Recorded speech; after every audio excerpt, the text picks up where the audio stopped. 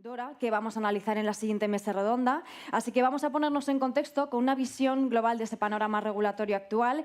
Y quién mejor que nuestro siguiente ponente, es of Counsel de Andersen, letrado de las Cortes Generales del Congreso de los Diputados. Pertenece al Cuerpo Superior de Administraciones Civiles del Estado en Excelencia. En el ámbito académico, profesor de diversas materias de Derecho, ponente, autor de numerosos artículos. Podría seguir. Estamos hablando de Vicente Moret. Muchísimas gracias por estar con nosotros. Un fuerte aplauso. Gracias. Y cuando quieras, por favor.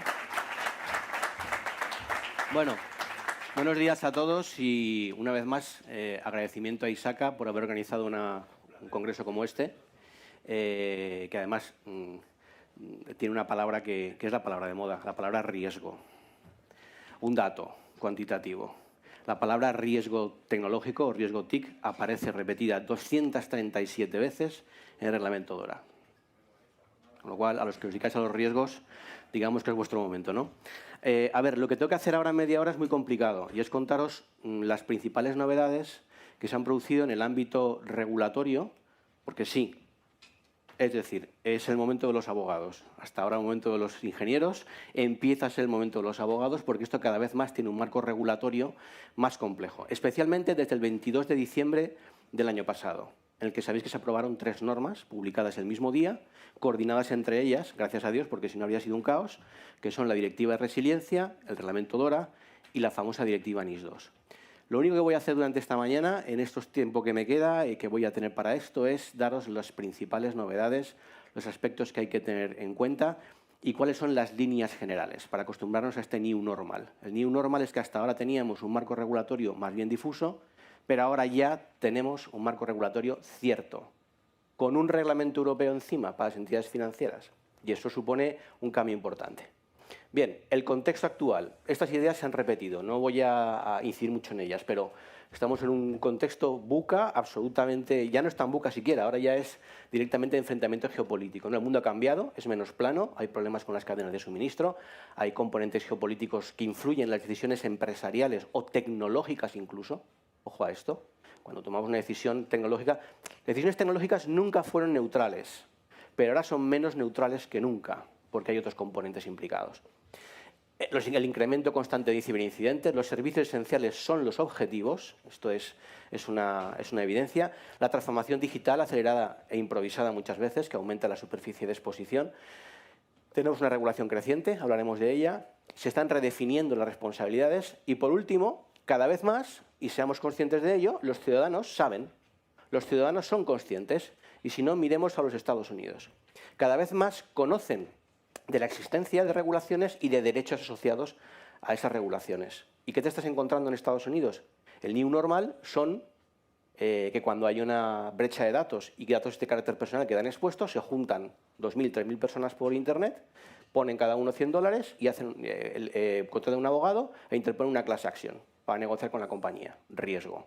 Porque eso siempre acaba, como sabéis, en Estados Unidos en negociación por dinero, no en procedimiento, no en pleito. ¿De acuerdo? Con lo cual, tengamos en cuenta que esto ha cambiado. Por intentar ordenar esto de alguna manera, nosotros somos abogados y lo que vais a ver a un 95% es la ley. No nos hemos inventado nada. Esto sí es una invención nuestra. Para poder entender lo que está pasando en el ámbito regulatorio, hemos tenido que organizar esto en 7 pilares regulatorios de la seguridad digital. Uno, muy claro, persecución del delito, regulación de datos de carácter personal, mercado único digital, identidad digital, ahí está el reglamento de IDAS2 a punto de llegar, la seguridad de las redes y sistemas, el pilar NIS, que todos conocéis, la regulación de infraestructuras críticas y la siguiente revolución, que es la regulación de los datos de carácter no personal, que es lo que está, digamos que el pilar de datos de carácter personal está ahí, pero está muy maduro. Lo que viene es esto, básicamente a través de 2 normas muy importantes, la Data Act y la Data Governance Act. En definitiva, si ponemos esto en un cuadro, esto los que habéis venido aquí ya me lo habéis visto alguna vez, la famosa brújula, en la que hoy intentamos reproducir los impactos regulatorios tanto en normas, puntos rojos que ya están aprobadas, grises, normas que vienen, y separadas o agrupadas en esos pilares que hemos visto antes. ¿Qué significa esto? Significa que esto es muy complejo de gobernar. Se ha convertido en un sector muy regulado, por distintas razones, pero muy regulado. Esto supone que las implicaciones de seguridad digital, por hablar un poquito más ampliamente que de ciberseguridad, abarcan a todas las actividades o ámbitos del derecho que hasta ahora conocemos como clásicos. El derecho administrativo, la regulación, el penal, el mercantil, los datos, en esas doble vertiente, la cooperación público-privada, cada vez es más relevante. Este es un ámbito nuevo para los que venimos de la galaxia del derecho público, en el cual las líneas entre lo público y lo privado se difuminan. Y esto es una nueva experiencia, es una terra incógnita. Y si alguien tiene alguna duda, que mire lo que está pasando en la guerra de Ucrania, ¿no? En el cual grandes compañías privadas están soportando de forma decisiva el esfuerzo de guerra ucraniano. Se puede decir que donde no llega el Pentágono, llegan las compañías norteamericanas a prestar ese apoyo. Con lo cual, muchos parámetros que teníamos hasta ahora como asentados están saltando por los aires. ¿Eso qué significa? Significa que, bueno, esta es la slide de los consejos de administración. Siempre que voy pongo esta, entonces ya notas que esto no nos lo habían contado. Es decir, los costes de la ciberinseguridad. O sea, la ciberseguridad, cuando dices que esto es muy caro, sí, es muy caro. Piensa en los costes de la ciberinseguridad y a ver qué es más caro. Y efectivamente, cuando analizamos los costes, todos tenemos interiorizados algunos costes, que si perdemos información, que si tenemos que parar la actividad de la compañía. Bueno, pues son muchos, son la disrupción del servicio, los daños que sufren las redes y sistemas. Tenemos recientemente la sentencia Merck por NotPetya, si os acordáis. Hubo un pleito muy famoso en el cual la farmacéutica Merck demandó a las aseguradoras con las que tenía una póliza de ciberriesgo porque no querían asumir los costes derivados de los ataques de NotPetya, diciendo que había sido un acto de guerra y los actos de guerra no están cubiertos por los seguros. Bueno, la indemnización que han acabado pagando a Merck por sentencia son 1.600 millones de dólares. Que no es broma. Con lo cual, este es un aspecto a tener en cuenta. Los datos, obviamente, pero ¿qué pasa con la pérdida de valor de la compañía y el deterioro de su ventaja competitiva? Como todos sabemos, crecientemente, por ejemplo, en los procedimientos de M&A, se está incorporando la valoración de la compañía desde el punto de vista de su madurez en el modelo de gobernanza de la ciberseguridad. Es un factor más a valorar en la compañía. Por tanto, si eso no está como tiene que estar, la compañía pierde valor. Las sanciones, ojo con esto, cada vez está más presente, las autoridades han ganado competencias y poder y van a sancionar más. Y si hay alguna duda, tenemos recientemente la sanción que se ha puesto, por ejemplo, a la banca, que le han caído 5 millones de euros por no notificar un ciberincidente en el plazo establecido por la Autoridad Central Europea en materia bancaria. O sea, no porque el incidente estuviese mal gestionado, que estuvo bien gestionado porque lo dice la propia resolución de la autoridad, pero no se comunicó en el plazo establecido para ello, que son 24 horas, sino que se comunica a los 3 días, por recordar. Las responsabilidades jurídicas, lo que hablábamos antes, terceros, usuarios, accionistas, aquí cada vez más se puede demandar por esto y hay que tenerlo presente. Y por último, el coste reputacional. Claro, todo esto se mezcla con un cambio en la regulación. Ese cambio en la regulación va de estas 3 normas, que ya están publicadas, pero va de lo que viene, y vienen más cosas. La Data Act y la Data Governance Act, el reglamento EIDAS 2, que va a cambiar la manera de autenticarnos y de identificarnos en nuestra vida digital. Tenemos una vida física y una vida digital. Esto va a cambiar. Todo ciudadano europeo llevará su identidad en un wallet metido en el teléfono móvil, con todo lo que ello supone, lo sé. Pero hay mucha polémica con esto. Pero lo cierto es que va a ser así, salvo que se cambie este proyecto. El reglamento de inteligencia artificial, excuso deciros, es el tema de moda. Tanto lo que tiene que ver con el propio reglamento como la norma anexa que va, que es las responsabilidades legales por el uso de la inteligencia artificial, ¿no? La Unión Europea se ha propuesto en esto, una vez más, ser una superpotencia regulatoria y servir de modelo regulador a todo el mundo. Esto que es muy polémico, yo no sé si será acertado o no, o si será meterse tiros en los pies, como dicen muchos, porque hay otros que tienen menos límites legales a la hora de innovar, pero lo cierto y verdad es que tan mal no estará cuando tenemos, por ejemplo, el caso del RGPD y nos hemos dado cuenta de que se ha convertido en el estándar normativo en todo el mundo. La normativa en materia de protección de datos de California es nuestro reglamento adaptado. Japón, Brasil. Es decir, muy probablemente esta cascada de normas que estamos viendo va a tener una derivada, que es que muchos países que no son de la Unión Europea van a adoptar ese modelo. Con lo cual, esto está bien que lo tengamos en cuenta a efectos de especialmente las compañías españolas o de otro tipo o de otra nacionalidad que operan en todo el mundo, ¿no? Esto se convierte a veces en patrones bastante estándar. Y una de la que hablaremos al final, está muy divertida, la Cyber Resilience Act. Esta que dice que todo dispositivo conectado va a tener que estar certificado y llevar una etiqueta muy grande que ponga CE, como los juguetes chinos, que diga que ese producto es ciberseguro en cuanto a las vulnerabilidades conocidas hasta ese momento, ¿no? Que esto va a tener un impacto en el mercado y en el consumo bastante importante. Probablemente sea la que más efectos económicos tiene de las que están aquí numeradas. Claro, y fijaos el calendario. El calendario es bastante importante. Es decir, tenemos todo esto que se ha presentado, pero que va a venir en los próximos meses. Con lo cual, y la Unión Europea sí que ha demostrado una cosa, y es que cuando pone una fecha tope para aprobar una norma, la cumple. Ha pasado con DORA, ha pasado con NIS y ha pasado también con la Cyber Resilience Act. ¿Qué significa? Pues que tenemos... ¿Vuelvo? ¿Quién quiere que vuelva? ¿No? Venga. Vamos con la primera, y brevemente, la Directiva de Resiliencia de Entidades Críticas. A ver, 3 o 4 cosas. Primero, sustituye a una norma que todos conocéis, que es el Pilar PIC, la directiva del año 2008 en su día, la Ley Nacional de 2011, va a sustituir a este ámbito normativo. ¿Qué tiene de nuevo? Bueno, tiene de nuevo que es un poco el marco general. Después las normativas que regulan la ciberseguridad van en este marco general, porque es un riesgo más. Es un riesgo que podría impedir que, hipotéticamente, una entidad crítica preste sus servicios, que es de lo que se trata. ¿Qué hace? Pues básicamente aumentar los sectores afectados. Por ejemplo, un sector que ha entrado en todas las normativas que antes no estaba es farma. Farma, sí, se habla de sanidad en el pilar, pero ahora farma está. Con lo cual las compañías farmacéuticas tienen que estar incluidos en este ámbito. Segundo, la palabra riesgo vuelve a aparecer constantemente. Dice, a partir de aquí ya no nos inventamos nada, es todo literal, es de la norma. Determinar los riesgos pertinentes que puedan afectar a la prestación del servicio, revisarlos cada 4 años y implementar las medidas adecuadas y, por supuesto, notificar. Eso es un poco la tripleta de obligaciones generales que se recogen en todas estas normas. Además, hay que tener una estrategia nacional sobre resiliencia, identificar las entidades críticas, y esto es lo más curioso, esto no estaba en los borradores. Una cosa bastante curiosa que se ha introducido, que es que a partir de ahora las compañías que están dentro de ese listado podrán acudir a las autoridades para hacer una comprobación de antecedentes de todas las personas que vayan a ser designadas en puestos relevantes dentro de la compañía. Ejemplo, el CISO. Pues cuando esta norma, que tiene que transponerse a la normativa nacional, veremos cómo se transpone, cuando una compañía obligada vaya a nombrar un CISO, pues probablemente tendrá que ir al Ministerio del Interior a decir, compruébeme los antecedentes de este señor. Pero con un agravante, porque las normas hay que mirárselas, las europeas, no solo en el redactado, sino en los considerandos. Los considerandos van más allá del texto del artículo. Los considerandos dicen que efectivamente se comprueban los antecedentes penales u otras informaciones de inteligencia que se estime necesarias para poder determinar si esa persona es idónea o no. Vamos a ver cómo se transpone, pero como veis, esto ha cambiado, ha cambiado bastante, ¿no? Ha cogido otro vuelo, por decirlo así.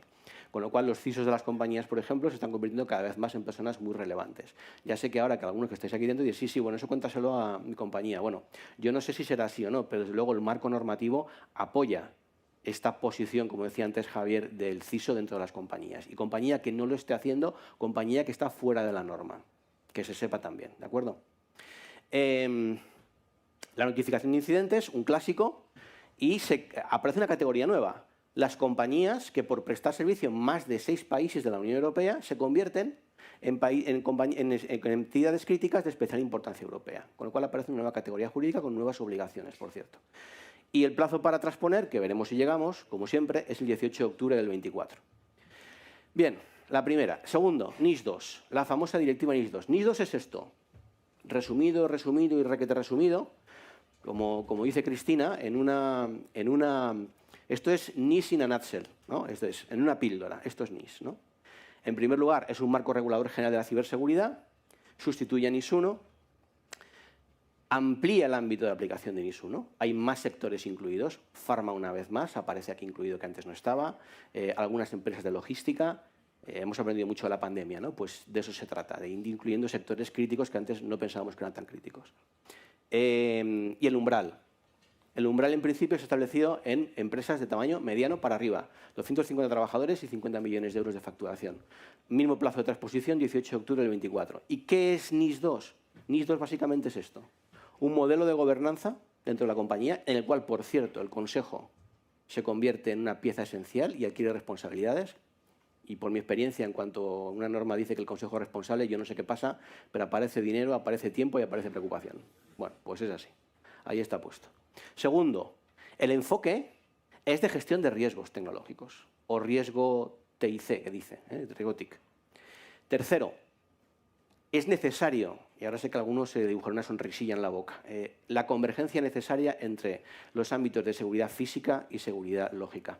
No pueden seguir siendo dos conjuntos disjuntos, porque es que el mundo ya no entiende de fronteras entre una seguridad y otra. Y esto ya sé que va a generar muchos problemas de gobernanza entre las compañías, pero hay que arreglarlo. O sea, se tiene que interiorizar y arreglar. Vas a tener que tener unas normas pretorianas dentro de tu compañía, un conjunto normativo. Las obligaciones de reporte se refuerzan y las sanciones asociadas también, porque se aumenta el régimen de supervisión. Las administraciones públicas van a estar dotadas de más capacidad de intromisión a la hora de supervisar y de sancionar. Y por último, se potencia el intercambio de información sobre la base voluntaria, en principio, liderado o no por alguna administración pública. En esto es muy claro. El normador europeo ha aprendido que no ha sido exitoso a la hora de crear ese clima de confianza y comunidades de confianza para intercambiar información, a veces porque las administraciones públicas no comparten, y ha decidido que no, que cualquiera puede montar una comunidad de confianza y luego, si la administración quiere, se une a esa comunidad de confianza. Bien, por lo que va de riesgo tecnológico, básicamente son tres cosas: medidas organizativas adecuadas y proporcionadas, alcanzar un nivel de seguridad adecuado en relación con el riesgo planteado, y por último el principio de proporcionalidad. Está bien que nos pongan el principio de proporcionalidad como norma principal o como aspecto principal, porque no podemos pedirle lo mismo en esta materia a una compañía energética que tiene centrales nucleares que a una compañía de farma que tiene un laboratorio. Bueno, pues el principio de proporcionalidad atempera el aparente paquete de obligaciones que es homogéneo igual para todas las compañías. En cuanto a riesgos, gestionar riesgos asegurando la prestación del servicio. Muchos de estas compañías son operadores de servicios esenciales. Ahora la categoría desaparece, ya no son operadores de servicios esenciales, habrá compañías o empresas esenciales e importantes. Esenciales más obligaciones, importantes menos obligaciones. En todo caso, lo de siempre, evaluar el grado de exposición, el tamaño de la entidad y la probabilidad de sufrir algún tipo de ciberincidente. En definitiva, nosotros seguimos el esquema que nos parece muy interesante. Lo puedo decir porque ya ha sido Javier. Seguimos el esquema matricial que propone el Centro Criptológico Nacional en cuanto a las salvaguardas. Hay 4 tipos de salvaguardas: tecnológicas, normativas, organizativas y conductuales. Lo que hacemos nosotros es coger cualquier norma y detectar dónde están esas salvaguardas y en qué cajita, por decirlo así, van metidas. En cuanto a las organizativas, la más importante es el artículo 20. Dice: el Consejo es responsable. El Consejo es responsable. ¿De qué? De esto. Estos son literales también. Aprobar las medidas de gestión de los riesgos, supervisar su puesta en práctica, responder por el incumplimiento, asistir periódicamente a formaciones, el Consejo, para entender el riesgo tecnológico, y también ofrecer y posibilitar que todos los empleados de la compañía, según su nivel de responsabilidad, reciban esa formación. Esto en cuanto al Consejo. ¿Qué más? El segundo tipo de normas pretorianas. A ver, esto siempre es muy polémico cuando vas a las compañías. Y tenemos un marco de normativa muy maduro y es perfecto porque está basado en el modelo NIST americano. Y ya lo sé. Si eso yo lo sé muy bien. Y me parece perfecto. Y no voy a discutir contigo, que te dedicas a esto profesionalmente, cuál es el mejor modelo. Pero lo cierto es que lo que tú tengas se ha de parecer a esto. Porque esto es lo que dice la norma, que es un reglamento o una directiva que tú tienes que tener. En concreto, esto es NIST. Y ya puedes hacer que se parezca a lo que tú tienes, aunque sea en la denominación, a esto de aquí. Porque si algún día te pasa algo, yo sé cómo va a funcionar el juez. Porque me dedico a esto y pienso como él. Y el juez va a decir: todo eso está muy bien, pero la norma dice esto. Y usted tiene esto. Es que este sistema es mejor porque es NIST, porque lo que usted quiera, pero esto no se parece. Yo no tengo por qué entrar a averiguar las tripas o intentar determinar cuál es el mejor modelo en cuanto a normativa interna dentro de la compañía. Yo sé que esto no se parece a eso. Con lo cual, consejo: que lo que tengáis se parezca a esto. Se parezca, o se llame igual, cambiaré los nombres, no sé, pero que se parezca. Porque si hay un problema, lo que va a pedir el juez, y ya ha pasado alguna vez, va a pedir cómo se corresponde ese modelo de normativas internas a eso que se supone que la norma dice que tienes que tener, ¿de acuerdo? Y la tercera salvaguarda, la procedimental, incluida también la normativa, la de notificación. Se refuerza. Obligación de notificación inicial, intermedia, final.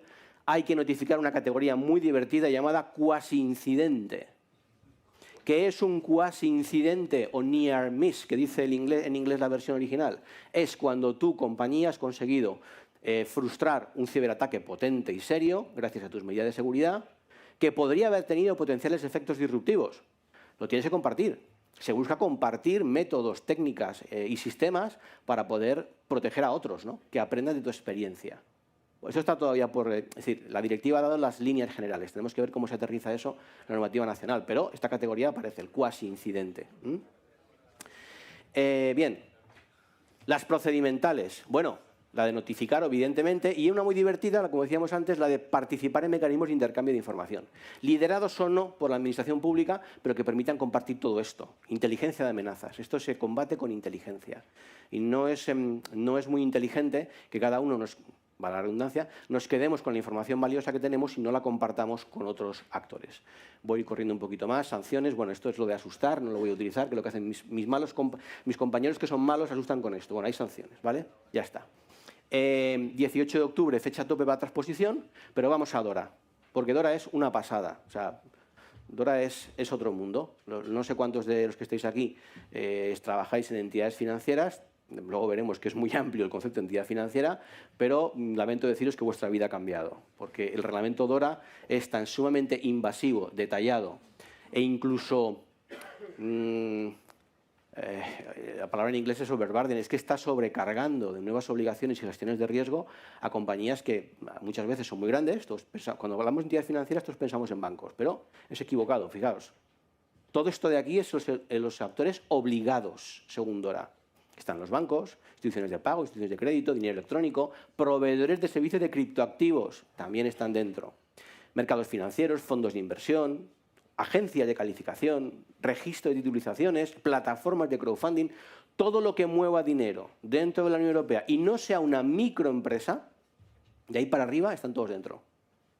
¿Razones por las cuales la Unión Europea se ha atrevido con un reglamento en esta materia? Por dos razones, en mi opinión. La primera, porque tiene competencia para ello, porque esto es mercados financieros, moneda única, etcétera, etcétera, y lo puede hacer competencialmente. Y la segunda, porque considera que el sector financiero tiene dinero y es capaz y tiene la cultura y la madurez de acometer ese tipo de cambios.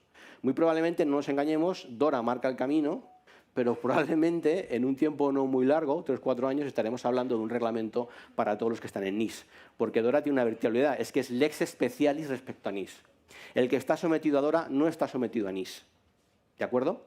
En líneas generales. Es su pilar especial y es bastante más específico, detallado e invasivo que el pilar NIS. ¿De acuerdo? Vamos a resumir también Dora en una sola slide. Análisis de todos los riesgos TIC de la compañía, una vez más la palabra riesgo, monitorización de los terceros proveedores. Dora es especialmente pesada, entre comillas, con los terceros proveedores. Dota a las compañías, a las entidades financieras, de una cantidad empodera de tal manera a las compañías financieras, a las entidades financieras, respecto a los terceros proveedores, que lo que hace es incluir una serie de cláusulas obligatorias contractuales en todo contrato de servicios que se firme con esos proveedores, de nube, de software o de lo que sea. Hombre, no hay que ser muy listo para darse cuenta que lo que está haciendo es intentar nivelar el campo de juego, porque el poder de negociación de estas compañías es muy grande y muchas veces lo que aparecen son contratos de adhesión. Dice, esto es el contrato, si quieres bien y si no, pues a partir de ahora eso cambia. Se está intentando darle la vuelta a la situación mediante la inclusión de una serie de cláusulas contractuales obligatorias, que todas ellas van dirigidas a empoderar a la compañía que contrata frente al proveedor tercero, legalmente hablando, claro.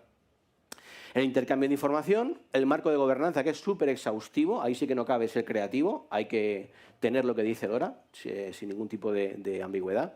Gestión del riesgo y los acuerdos contractuales. A ver, el reglamento está aprobado, pero no entrará en vigor totalmente hasta el 17 de enero del 25. Y otra advertencia, el reglamento es una norma directamente aplicable, porque es un reglamento europeo, no hace falta transposición, pero sí que es verdad que el propio reglamento anuncia que de aquí a enero del 25 va a sacar más de 25 actos de aplicación o de ejecución, que son normas técnicas que nos van a dar las tripas reales de cómo hay que configurar el marco de gobernanza, la notificación, etcétera. O sea, que irán viniendo, muy atentos a lo que se vaya publicando, porque son normas técnicas que muchas veces pasan desapercibidas, pero que tienen las tripas de cómo se concreta estas cosas que voy a contar ahora. ¿Qué es Dora? Dora es esto. Gestión y gobernanza, o gobernanza y organización, una política sólida de seguridad de la información, que no es solo una política, son más cosas, pero va por resumir. La gestión de incidentes, la respuesta y recuperación, las pruebas de resiliencia, muy importantes, se convierten en obligatorias, y los riesgos de terceros relacionados con las TIC. Resumiendo, tienes que tener un marco de responsabilidad que ahora veremos un poquito más detallado, tienes que tener tus políticas, una gestión de incidentes adecuada, la respuesta y recuperación, el testing y el pentesting, cada X tiempo además, bien hecho por ti mismo o bien hecho con terceros de confianza. No vale cualquier compañía que te lo haga, tendrá que estar certificada de alguna manera, etcétera, etcétera. Y por último, lo que os he dicho antes de los riesgos contractuales. Esto es lo que afecta al Consejo de Administración o órgano de dirección. El artículo 5 dice clarísimamente, y son literales, que el órgano de dirección deberá asumir la responsabilidad final de definir los cometidos y responsabilidades de las funciones TIC dentro de la compañía, determinar el nivel adecuado de tolerancia al riesgo, la política de continuidad, aprobar los planes de auditoría TIC, asignar y revisar un presupuesto anual adecuado para hacer frente a los riesgos que se han detectado y proporcionales. Aprobar y revisar la política de terceros proveedores. Ser informado sobre los acuerdos celebrados con terceros proveedores y, por último, ser informado sobre los incidentes relacionados con las TIC. No sea que le pase o pase como al CISO de Uber. ¿Sabéis el caso, no? ¿Lo conocéis? Pues le han caído 8 años de prisión por pagar un ransomware haciéndolo pasar por un bug bounty, bueno, es Estados Unidos, que ya estas cosas son diferentes, ¿no? Pero 8 años. Cuando acabe, este era abogado, no era ingeniero, cuando acabe va a tener que dedicarse a ser camionero, porque cuando salga de la cárcel, quiero decir, por pagar un ransomware haciéndolo pasar por un bug bounty y engañar a todo el mundo. Él dice que se lo dijo al Consejo de Administración y que lo sabía, y el Consejo, como no hay ninguna prueba escrita del asunto, dice que no sabe nada. A la cárcel, ¿quién ha ido? El CISO. Lo siento por los CISOs que estáis aquí, pero es así. El caso es así, ¿no? ¿Qué le voy a hacer? Otra cosa interesante, el reglamento DORA introduce por primera vez, muy interesante, lo que vosotros estáis bien acostumbrados y tenéis interiorizado, el modelo de 3 líneas de defensa. Ahora está en la norma, es obligatorio, ya no es optativo, sino que es obligatorio porque está en el reglamento. Esto es el marco de las normas internas a las que se debe parecer o debería seguir cualquier compañía que esté obligada. Hay que tener esto, proporcionalmente, por supuesto. Pero esto es la plantilla de normas que se debería tener para poder gestionar el riesgo TIC según DORA.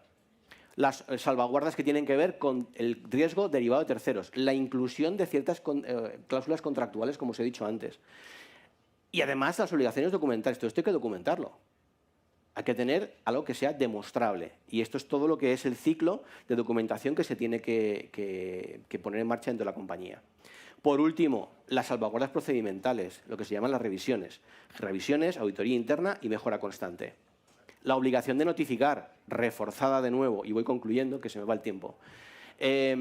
Los terceros, lo hemos explicado antes, nos lo saltamos. El intercambio de información, la inteligencia de amenazas. Esto es evidentemente otro asunto en el cual incide también DORA alineado con la directiva NIS2. Y el reglamento DORA que, como hemos dicho antes, hasta el 25. Bueno, y ahora una breve mención a esta norma que es muy relevante, el Cyber Resilience Act. Supone que todo fabricante, importador o distribuidor de tecnología, de cualquier cosa que esté conectada a la red, a partir de su aprobación deberá exhibir una documentación de que alguien ha certificado que eso es seguro. Y esto es nuevo. Porque además es una responsabilidad en cadena. El que fabrica, el que importa o el que distribuye. Que irá comprobando documentalmente que efectivamente se han hecho las pruebas sobre ese dispositivo conectado, que puede ser un ordenador, un teléfono móvil, nuestro reloj o nuestra nevera, todo lo que esté conectado, ¿de acuerdo? ¿Eso qué significa? Pues hombre, que aquí hay un floreciente negocio para los certificadores, lo que llamamos las ITVs de la ciberseguridad. El que se da con una licencia para certificar, pues todo el mundo va a tener que pasar por el caño. Esto es así, ¿no? Aparte de eso, que la vertiente de negocio va a añadir certeza al mercado. Tú irás a X gran superficie y decidirás si te compras un teléfono móvil o no en función de si lleva la etiqueta, si no la lleva. Probablemente se dejará un plazo transitorio para que convivan ambos tipos de productos, pero llegará un momento en el cual no se venderá nada que no se haya aprobado como seguro. Lo cual tiene muchas consecuencias globales en cuanto a negocio y en cuanto a, bueno, y también en cuanto a responsabilidades legales. Porque si se descubre que ese dispositivo ha sido certificado por alguien que resulta que no era seguro y se puede demostrar que la vulnerabilidad anterior a la certificación, pues ahí entramos los abogados, ¿no? Entonces, todas estas cosas van a cambiar y quería simplemente daros una pincelada sobre ello. En conclusión, y acabamos, tenemos nuevas obligaciones y responsabilidades. En segundo lugar, hemos sobrepasado, en mi opinión, el mero enfoque de cumplimiento normativo. En esta sección tan española de cumplo y miento. No, esto no va solo de cumplimiento. Va de entender que esto es estratégico para la compañía. Todas las compañías están en proceso de transformación digital. Transformación que no es segura, que no se preocupe por la ciberseguridad, tiene los pies de barro. Por tanto, hemos sobrepasado el puro cumplimiento. Hay que proteger a la organización, mitigando o eludiendo responsabilidades, en eso sois expertos los que estáis aquí. Es el momento de las personas y los procesos. No solo la tecnología siempre va a estar ahí, pero las personas y los procesos ahora mismo son el eslabón más débil y hay que reforzar ese eslabón. La gobernanza va a pivotar en dos figuras, el Consejo de Administración y el CISO de la compañía. Y esto hay que tenerlo presente. Y por último, es indudable que las compañías que de verdad crean en esto y lo lleven a cabo van a tener una indudable ventaja competitiva respecto a las que no lo hagan. Y hasta aquí lo que quería contaros. A vuestra disposición.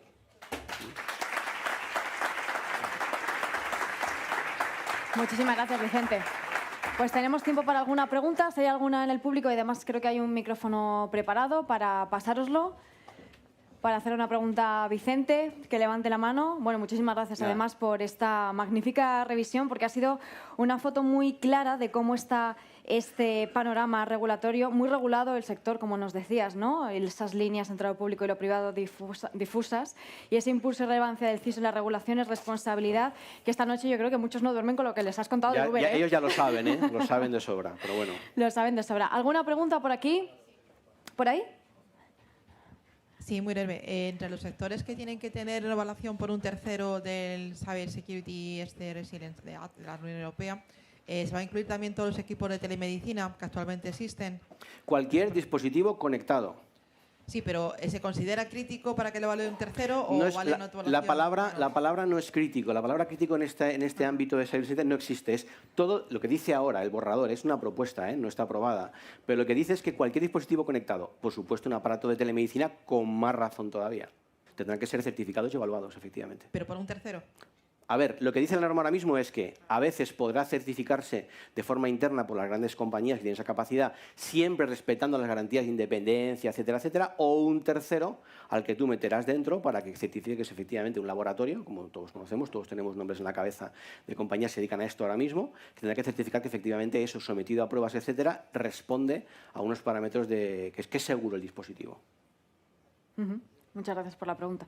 Pues aprovecho y te pregunto también, ¿cómo les recomiendas a todos los responsables de seguridad que se vayan preparando ya para esta avalancha de regulación, además de estar atentos, como decías, ¿no?, a lo que se va a ir publicando durante los próximos meses? Contratado un abogado, la primera. Te lo iba a decir. A ver, muchas veces nuestra experiencia, y hemos trabajado para muchas compañías del IBEX, muchas veces tenéis perfectamente claro lo que hay que hacer, porque lo sabéis. Y estas normas no son más que el resultado del destilado de muchas normas ISO, etcétera, o NIST, con las que lleváis trabajando mucho tiempo, solo que presentadas de manera distinta, ordenadas de manera distinta o con nuevos parámetros incluidos, ¿no? Entonces, muchas veces es tan sencillo como revisar lo que hay. Por nuestra experiencia, las batallas más complicadas son las que tienen que ver con la organización, por las personas, siempre las personas.